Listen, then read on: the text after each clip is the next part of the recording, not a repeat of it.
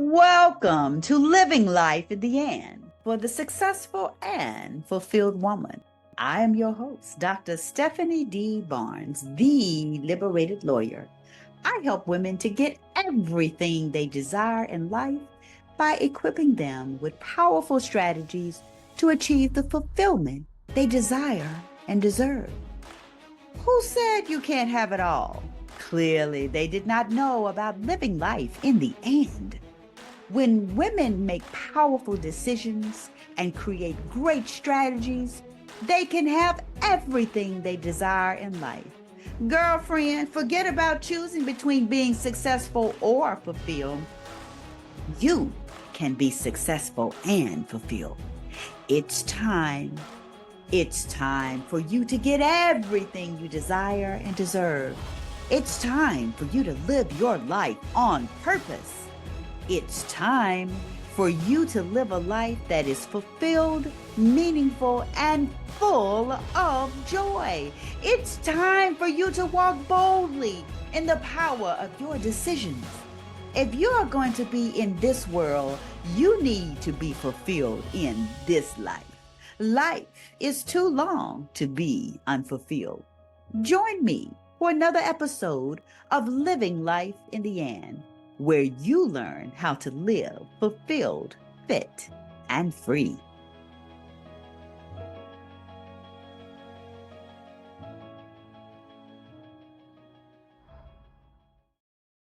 Hey, it's time for a musing from the mind of Dr. SDB, where I share provocative thoughts to help you live your life in the end. Girl, I've got something on my mind. Hey, y'all. This episode is a little raw, a little real, but a whole lot of resilience. Many of you may know, if you've been following me, that I am a badass bodybuilder, and I recently competed in my first NPC bodybuilding competition. So I'm going to take you behind the scenes of one of the most intense and empowering experiences of my life.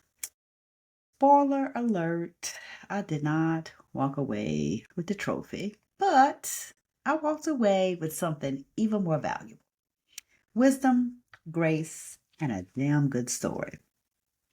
First of all, let me tell you something about competing in the NPC. So the NPC is the National Physique Committee, and it is a amateur bodybuilding league, if you will, that is a forum for amateurs who wish to get their pro card so that they can actually compete for prizes or as a pro. And if you win at the NPC level or the amateur level and you get your pro card, you're able to compete at the IFBB, which is the International Federation of Bodybuilders. So anyway, the NPC is very competitive. Now, I have competed before.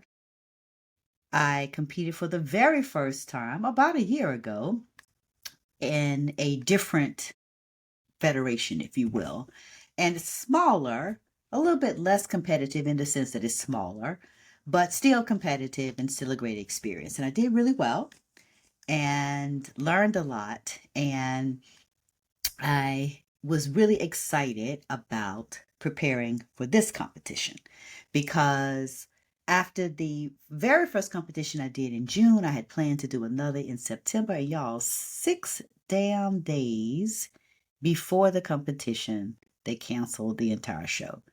I had what I felt at that time the best body, and I did not get to compete. So I went through all of that work and didn't even get to hit the stage. But anyway, lest I digress. Competing at the NPC level was a decision to really be competitive and to really step it up a notch in terms of the playing field. And it is no joke. It is no joke. They serious. They for real in the NPC. But anyway, I have been in prep since late March. So prep is what is called, or what is the period like immediately preceding your competition. It's usually 8 weeks, sometimes it's 10, but it's when it's the most intense workouts. You add more cardio, and the meal plan is no fun. Yo, I ate fish and vegetables for 3 weeks straight. Before that, I had a little variety of chicken, fish, and beef, but my trainer decided for the last 3 weeks to put me on a pretty much all fish diet. So I thought I was going to turn into the Little Mermaid, y'all. I swear for cheese and crackers, I thought I was. But anyway, it was a very difficult time, because I could only eat fish and vegetables. And right before going into strict prep, which is what I call it, I went home for Mother's Day. And, of course, she had cornbread. My youngest son had kind of ordered some food he wanted. He ordered pork chops and gravy. I don't really eat pork chops. I always say, I don't eat pork, but I eat bacon. But, and I say that with a straight face. But anyway, lest I digress. But anyway, she had all this good food. She'd made a strawberry cake. Greenville has hot tamales. I couldn't even get any hot tamales. I couldn't get a Coke in a can and a honey bun, which is something I always treat myself to when I go to my dad's house. But I couldn't even have a sip of wine. But it was worth it because I had a goal ahead of me, and it was a beautiful misery, just a beautiful misery. But, you know, it, everything that I did before in competing for that smaller amateur league, you know, it really stung when I could not compete. So I had kind of all of this built up energy and enthusiasm and excitement about this NPC show because it was a whole year later. So that means, this was my comeback. I trained harder.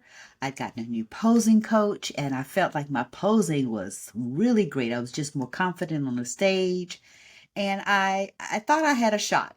I thought I had a shot at placing in the top 5, but baby, things did not go as planned. Y'all know I always talk about disruptive elevation. Child, this was a lesson in disruptive elevation. In case you don't know, disruptive elevation is when things don't go as planned, but go exactly as they should.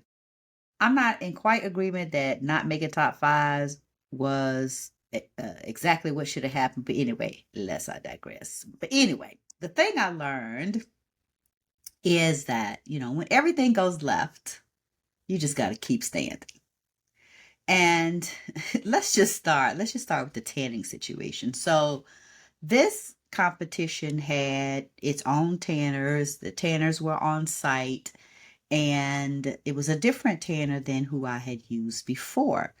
The tanner I'd used before was a consummate professional. It was very smooth. You had some privacy, because if you've never gotten all body tan, you literally standing there in your morning glory. Everything's out, and you are literally tanned from head to toe and in between. Yeah, okay. So, but this situation was a little different. They had us all in one room. And so there were, like, I'm going to say about 15, 20 women who were in various stages of tanning.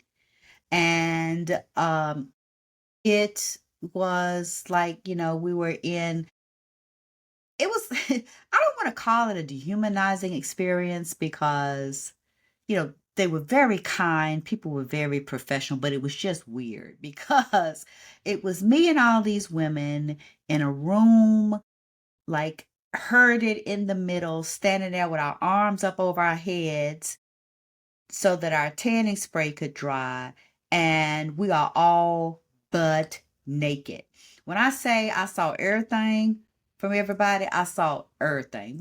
Everything was out. I mean, there was just no way that you could be in that room and not have all your stuff seen, nor to see all the stuff of other people. So it was humbling, to say the least. I had expected my tanning to take about 30 minutes, but instead it took about 2 hours. So I had scheduled my tanning session at 5. Check-in was from 5 to 7. So I'm thinking, oh, I'll get there by 5:45, 6 o'clock. Got there right at 7. They were closing up, and I was able to kind of rush through and get checked in. And as another aside, I learned that I have shrunk by an inch. I have always thought for years that I was 5'2 3/4". And so I had signed up for class B, which was for athletes that were 5'3" and above, only to learn that I have shrunk by an inch. And so I am 5'1 3/4". So I'm not even 5'2". So I don't know what happened. But anyway, lest I digress. Long story short, I made it through check-in by the hair of my chinny chin chin and got my badge, got everything that I needed to have done so that I could compete the next day. But the chaos, the things not going as planned, the disruptive elevation was not over. So I got up the next morning and got to my makeup appointment, and everything was going great. And my makeup artist was on time. I got to her on time. And at some point, I was sitting in the makeup chair and I had a epiphany. I'm like, oh my gosh, I don't have my badge. I did not put my competition badge in my luggage. And so let me back up because it was something else that happened that morning. So I literally woke up to a shitty morning on Saturday morning. So my makeup appointment was at 6:30. So I got up at 5 o'clock so that I'd have time to kind of get everything done. I go downstairs, y'all. And when I say my poor little dog, Zara, that's my old lady. She's 14 years old, 14-year-old Portuguese water dog. I don't know what she got into, but y'all, there was poo everywhere. Not just, ooh, I had a little accident.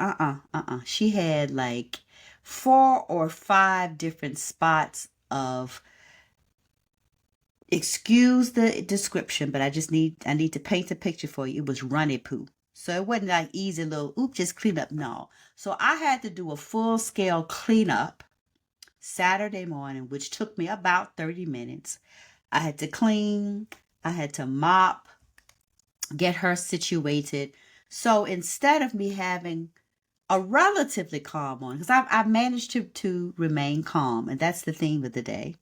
I managed to remain calm, but it threw my schedule off. So I do checklists for everything. So I had a packing checklist, and usually before I leave, I look at the checklist and I make sure that everything is in the luggage. I did not have a chance to do that. So when I got to the makeup artist's place and was in the chair getting my face done, I realized I didn't have my badge. And I'm like, I can go back home. I have enough time. But my son hasn't left yet. Hopefully he can find it. So I called him. Luckily, he was able to find it because I knew where it was. I never took it out of the bag that I had when I went to check in. And this is crazy. Y'all, I took out the t-shirt. I took out the swag bag. I took all of that out, went through it. They gave me some treats, some pre-workout supplements. Went through all of that. Did not take out the badge. But anyway, my son was able to get the badge and I didn't have to go home to get it. So I get there and I thought, okay, phew, everything's good. I have survived the poop explosion, poopalooza that my dog left for me. I have gotten my badge. Everything's going to go well. No, that was just the beginning. But anyway, so I get there. I can't find parking because it's at a hotel, and because of all the people that are coming for the competition, the parking lot is like full. There's nowhere to park. So I find a parking space on a neighboring property, which I thought was overflow. I thought it was hotel overflow. It wasn't. But anyway, it was a little bit far away. So I'm still calm. My mom is with me. And we walk, into the hotel and I get her situated. I go backstage to put my suit on. So I go to put my suit on and the strap on my bikini bottom breaks. Well, I'm a Girl Scout and they tell you this because this can always happen to have a sewing kit. So I had a sewing kit in my luggage. I get my sewing kit out. I sew up my bikini and put it on, and then I go backstage. I'm trying to find a spot, and at this point I've gotten there a little late, because I thought I was early, but I really wasn't. But anyway, all the spaces are taken up. It's like you in a shelter. They were all camped out all over the floor, and I had a hard time finding a spot. And I finally find the perfect spot that's next to this little shelf. I'm like, oh, great, I got some extra space. And so I'm like, okay, I'm going to get set up. So I set my luggage down and I go in to get glued, because you get glued in your suit so all your stuff don't fall out when you're on stage. So I go in and I get glued and I get glazed.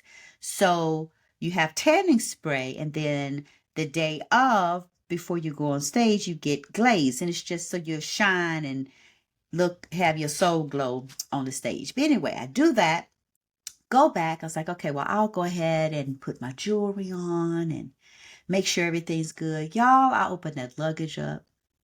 There is no jewelry. I'm like, I know this ain't happening. I know damn well that my jewelry is not in this bag.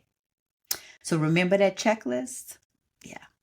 Well, because I didn't do the checklist, I also didn't make sure that I had put my jewelry back in the bag, because the night before when my mom got in, I asked her to make some last minute alterations to the back of my suit. It was crooked because I had to make some alterations. I'm a decent seamstress, but y'all, my stuff be a little crooked sometimes. So I didn't want to be on stage with my bikini bottom crooked. So I asked my mom to fix it. And when I got the suit out of the luggage, for whatever reason, I took the bag of jewelry out. And so I set it next to the luggage. Well, when I came upstairs after getting the dog together and all of that and eating my breakfast, I could have a little small breakfast.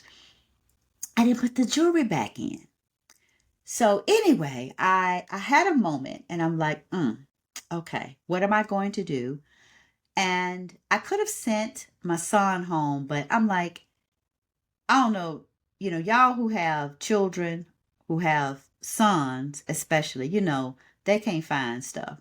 And I'm like, it will be more frustrating for me to send him to the house and he tell me, I don't know what I'm looking for. I can't find it. Because a running joke with Marcus and me is so many times I send him to look for something. I can't find it. And I go in and go right to it. But anyway, I didn't have time for all of that.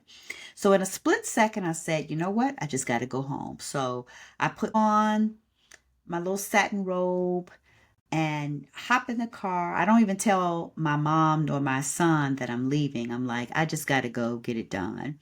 And, I'm like, do I stop by the mall? Because I was going to pass by Lenox Mall. And I'm like, Dillard's or somebody in there ought to have some jewelry. But I was like, I am wearing a satin robe with fabulous fit and free on the back over a sequin bikini. I really don't want to be walking through Lenox Mall in my robe and a bikini. So I also was thinking, well, I don't know if they're going to have it. By the time I try to find a store that has what I need, I probably could have gotten home and back. So I kept it moving. 3 miles from home, y'all.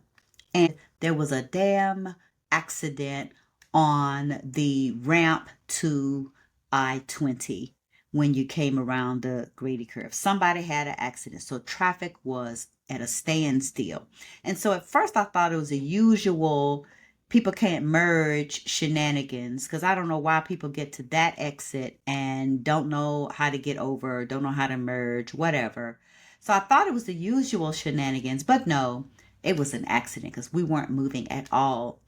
And fortunately, because I have missed that exit a couple of times, I know that if you miss the I-20 ramp exit, if you go up one more to turn a field exit, you still can get to 20, and it doesn't take significantly more time. So I got out of the traffic standstill and got off on the next exit, made it home, walked in, got my jewelry, got back in the car, and made it back. And it was at that time that I let my coach know where I was because I didn't want him to freak out.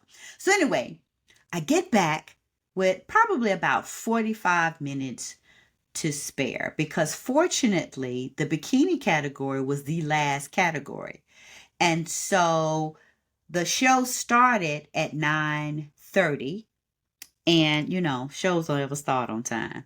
So I knew that I had probably about 2 hours to wait even before I would take the stage. I was like, it's unlikely that I would even take the stage before 11 because there were literally 4 categories ahead of me, and it's different classes within each category. So praise God for being in the bikini competition because I got back and it was about 45 minutes before the bikini category even started, and probably another 15 minutes before my class took the stage. So I had about an hour, but I was so grateful. When I got back, I also was able to find a closer park. So the parking spot where I was before that was like 50 million miles away was on private property. And so by the time I got back, security was out there not letting people park. So I had to kind of illegally park on the hotel's parking space, but it was overflow, so they weren't really policing that either. So anyway, I find a close parking spot, get back in, and I have plenty of time to calm down, get reglazed, check my suit, make sure I'm still glued, get my jewelry on, and do my pumps before I went on the stage. So favor was with me, and I remained remarkably calm during this entire time. So then it's time to go on stage. Now I'm going to tell y'all something now. I've worked really, really hard, and I felt very confident about my posing, and I knew that I worked very hard, but I did not feel the most confident about my conditioning. Because remember when I told y'all I was in the room with all them women and seeing all they stuff? Well, I could also see their glutes and hams, not staring at their backsides from a salacious perspective, but observing their muscular structure. And so when I looked at their glutes and hams, I'm like, you know what? My glutes and hams don't look like that. And so in that moment, I began to say, now, comparison is the thief of joy. Why are you going to do this to yourself? You worked hard. Don't come in here comparing yourself to other people and then you don't show up as your most confident. So I dismissed it somewhat, but that feeling was in the back of my head. But when I hit the stage, I gave it my best. My posing was on point, even though I didn't feel like my muscles didn't pop the way I needed them to. Honestly, I'd lost too much weight. So the definition wasn't there. But baby, I showed up. I showed up, and I showed up with the full power of knowing that I had done everything that I could to be my best on the stage. I brought my Era Lucille to the stage. And Era Lucille, y'all have heard me talk about her before. That's my great-grandmother. My great-grandmother Lucille. She went by Lucille, but her real name was Era Lucille. And that's where I got my swag from. And she had a walk. She had a walk, y'all, that was amazing and commanding and elegant and powerful. And so I channeled her walk for my stage walk. So I brought Era Lucille's spirit on the stage with me. I showed up gracefully. I showed up strong. And I showed up with a calm spirit. And, even though I didn't win the judge's favor that day, I won something greater. I won something greater. I won resilience, clarity, and perspective. Fortunately, after the show, they give you feedback. So the head coach gave me her feedback, and it was consistent with what I had felt were some deficiencies when I looked at my body compared to the other women's bodies. And that's what this show is. You're literally judged against other people's bodies. So this was not an unhealthy exercise of putting myself down and thinking I needed to be something else because someone else was. It was literally being realistic about the heart of this competition was comparing bodies to each other. That's what it's called. It's called comparisons. And so the feedback she gave me was not something that I was surprised about. And it confirmed kind of that little nudging spirit I had when I began to view my body the morning of the competition and the days leading up. So I got this valuable feedback. I shared it with my trainer, and we started strategizing about what we would do the next time because he saw it as well. I mean, it's very obvious. And so I am very grateful for the experience, and I'm very grateful that I have a plan because trust and believe there will be a next time. So after the competition, I took a full week off. I took a full week off of rest, reflection, and realignment. I rested my mind. I can't deny that I was a little sad. I was a lot of sad because it's disheartening to put your heart and soul into something. I had told everybody about the competition. I'd posted about it. So people knew I had competed. And who wants to go and say, oh, y'all, I didn't win. I didn't even make top 5. And, if I'm really honest with myself, I'm probably at the bottom of the list. That's not a bad thing. It's just a place I'm gonna be like, starting from the bottom, but I'm here when I go back on the stage the next time. But I had to rest my mind and be at peace with the loss, I rested my body. I did not work out at all. I didn't even go play golf. I slept in late and just ate what I wanted to eat. And I rested my spirit. I mourned the loss. Not just the loss of not getting a medal or a trophy, but really the loss of the expectations I had built. Because I just knew I was going to do better than I did the last time. And I did, but it did not come in the form of a tangible medal.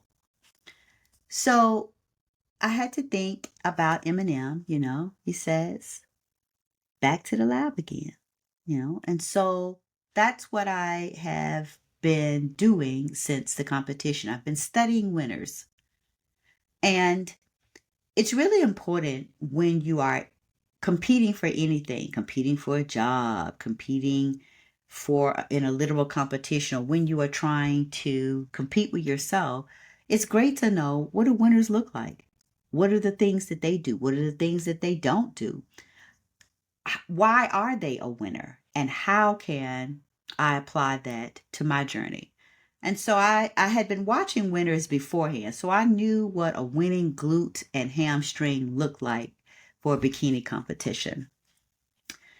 And I've been studying the recent winners, the top 5. I've been studying, what they do and how they look. And I'm learning for myself what I need to work on to achieve my goal. Because my goal is to place in top 5. I want to win.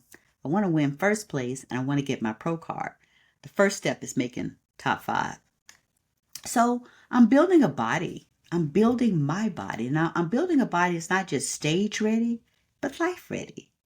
This is a great accomplishment for me, whether I ever win a medal or not. But I tell you one thing, the next time I hit a stage, I'm bringing a whole new ass and some popping hamstrings. Let's be clear.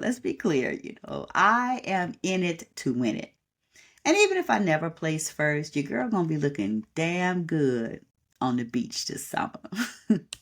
So here's the real win. Here's the real win, and here's what I've learned. Winning is not just about a trophy. Yes, the trophies are great. The accolades are great. Winning the thing, whatever it is, that's great. But winning in life is not just about the tangible medal or laurel that you receive for succeeding in a competition. It's about having the courage to even step on the stage. It's about keeping your cool when everything goes wrong. When I say everything was not going right that day, it wasn't. But keeping your cool, keeping calm. It's about honoring your process. Honoring your process, even when the outcome doesn't match your expectation.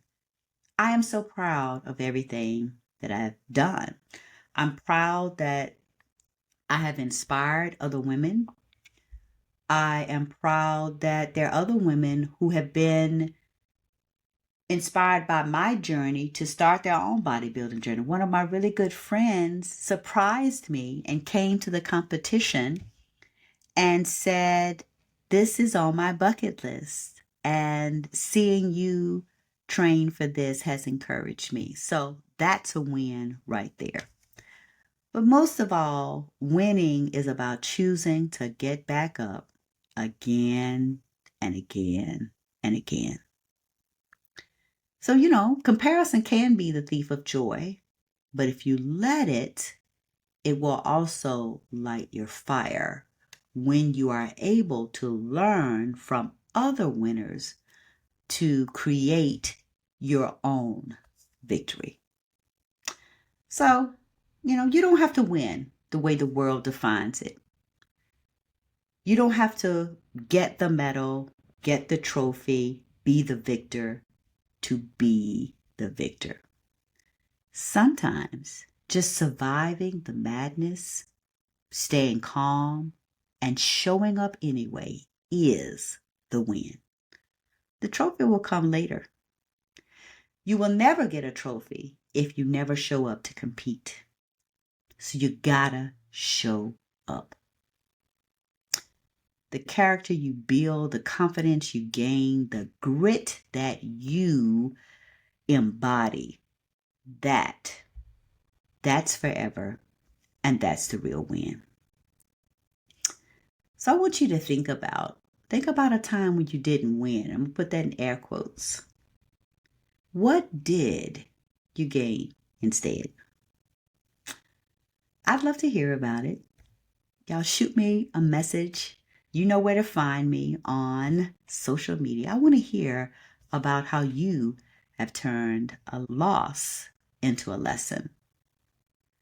And if you're prepping for something big, you're prepping for that next promotion, you're prepping for a project, you're prepping for starting a new career, you're prepping for starting over, whatever it is you're prepping for, remember this: stay grounded, stay grateful, and don't forget to pack your badge, your jewelry, and maybe some extra bikini glue just in case. Follow your process, follow your checklist. But whatever it is you're prepping for, you got this. You got this. So I thank you for sharing your space with me today. And I just want you to remember that whatever the symbolic stage is that you're about to step on, keep shining, keep striving, and keep showing up. Because that is how we win. Well, that's all I have to say about that. Thank you for joining me for another musing from the mind of Dr. SDB, where I share provocative thoughts that help you live your life in the end. I hope you learned something. I hope you felt something. But girl, girl, most of all, I hope you do something. Fulfillment won't happen because you desire it. It will happen because you decide to go get it. Let's get it. This episode was brought to you by the Successful and Fulfilled Woman New You Transformation, a VIP day for the high-achieving woman who is ready to be successful and fulfilled.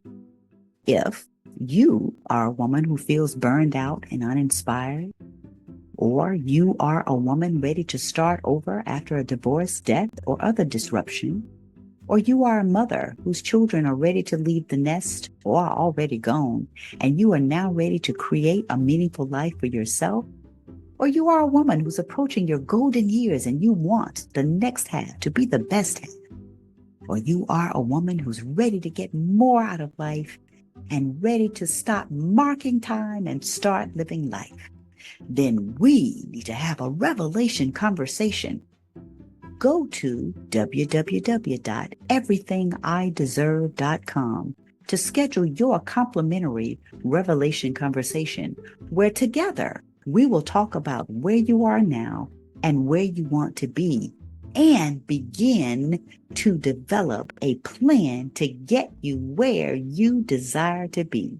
You will leave your revelation conversation understanding the first thing that you can start doing today to begin living a successful and fulfilled life.